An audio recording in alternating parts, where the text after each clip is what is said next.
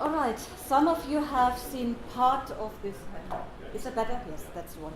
So some of you have already seen a sneak preview onto the Ecolabel review that we've been working.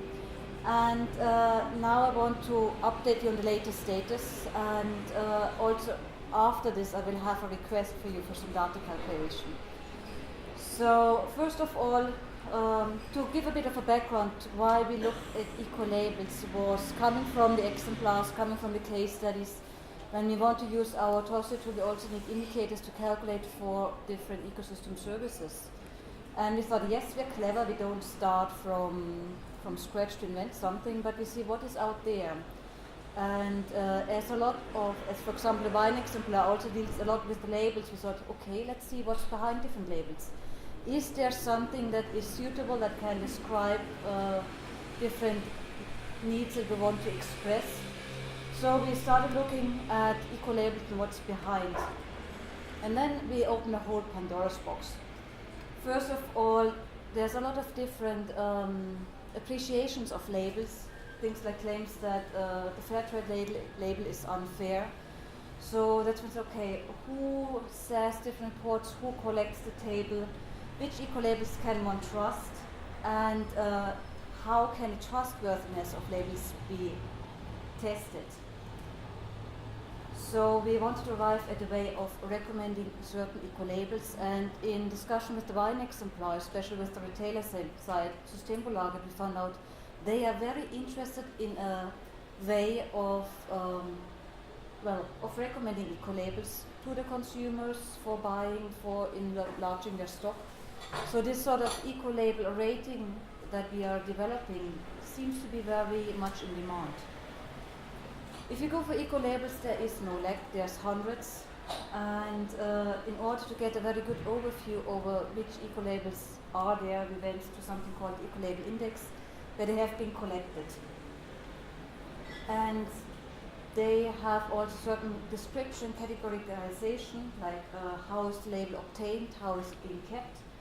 We went into questions then like, are the criteria transparent and available? What standards, criteria, indicators are being measured for this label?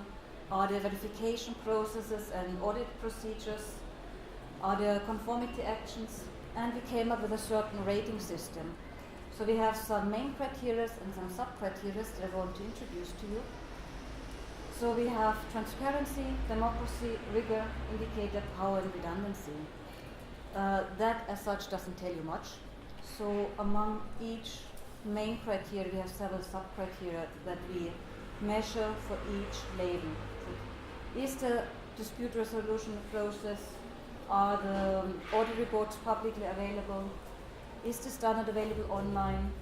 If some corrective actions are needed, is a report issued? Is there traceability, so do you require chain of custody proof? Under democracy, it goes more on the standard setting process. How is the standard being developed? Were external stakeholders involved? And does it follow certain norms for the standard development? Under rigor, we look like, is certification or registration required? Are field visits included for obtaining and keeping the label? Does the label require performance improvement over time? And is the ecolabel itself being revised over time? For indicators, that was where things got a bit more interesting, because there's social indicators and there's environmental indicators, and here we look at which types of indicators in those two categories are covered. Some only look at, for example, carbon, others are rather broad, looking at social aspects, at human rights and similar. And does it include the requirement for some impact measurement? For the power, we look more on how is the label accredited. So is the verification done by the person who applies or the institute who applies, or is it a third-party certification body? And if it is the latter, does it need to be an accredited body? And last but not least, under redundancy, is the label recognized as an equivalent to itself by others, and do other labels recognize it? So that's a bit of a testing against. So these are is the rating system with which we came up looking at available information, but also based on literature review on the type of rating. And for that we have a matrix for each label that we give certain values, yes or no, exists or doesn't. That was when we then started to run into troubles, because we can give the values for each criteria and for each sub-criteria, but you can see here we have the sum, we have the weighted average, and now the question is, okay, is each criteria and sub-criteria equal to each other? Or when do we recommend a label and when do we say don't use it? So for example, initial result on this simple summing up, on the top performers for wine, in that case we had Conservando del Medio Ambiente with 21 out of 24 maximum points, and Lomolito, which is the Finnish label, with 19 out of 24 points, which sounded quite reasonable. However, on the low performing side we have the EU organic label. Yeah, thank you, that is was an oops, we have a problem. The problem in that case was lack of data. Yes. So if data was not available, we went back and said, okay, if it's unknown, it's most likely not there. Simple. So that's when we went back to our data, said, okay, maybe this Ecolabel index didn't have all the data, didn't get updated, so we went for all the unknown labels back to dig out information directly on the web page. So this is something that is now elevated, but the problem still is there. How do we recommend? Another thing that Systembolaget, the Swedish alcohol retailer, requests is they want their recommendations on a spider diagram. Spider diagrams are great, so we want to see the recommendations. So okay, no problem, we make one, and it doesn't tell us much, but yeah.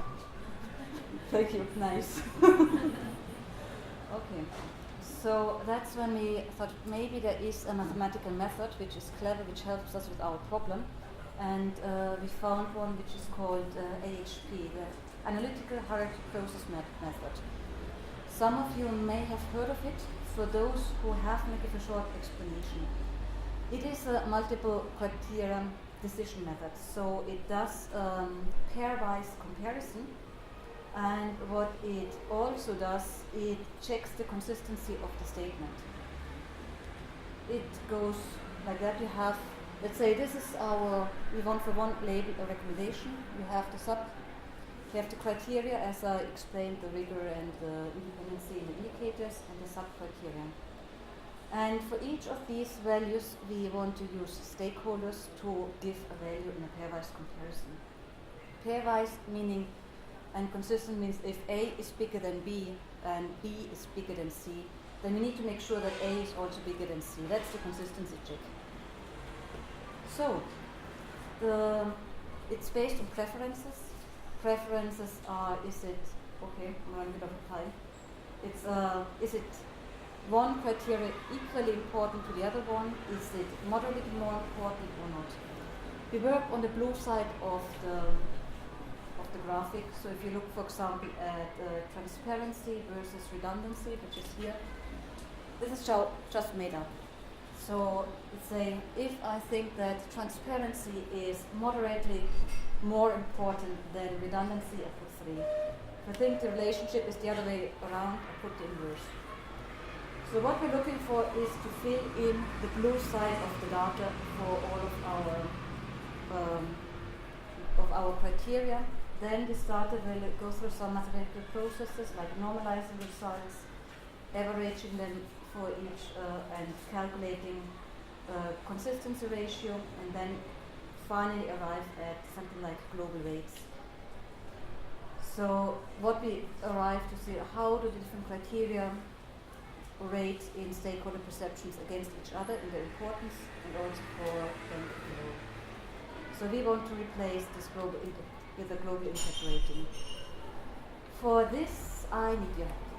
I will distribute sheets of paper. It has got the rating with the different A1 and A2 and so on, describe what it is. And for each of the tables, I need you to fill in the blue bits and hand them back to me. Yes, before I go to the last slide, I will distribute them. If you have them filled in, please send them back to me. If you find them after your travel at the bottom of your bag, doesn't matter, fill them in, scan them, send them to me. And I always thank you. We will use it for the wine case, and we think it may be quite useful for recommendations for producers, but also for consumers, and hope that with that we also find useful ecosystem label indicators. So thanks.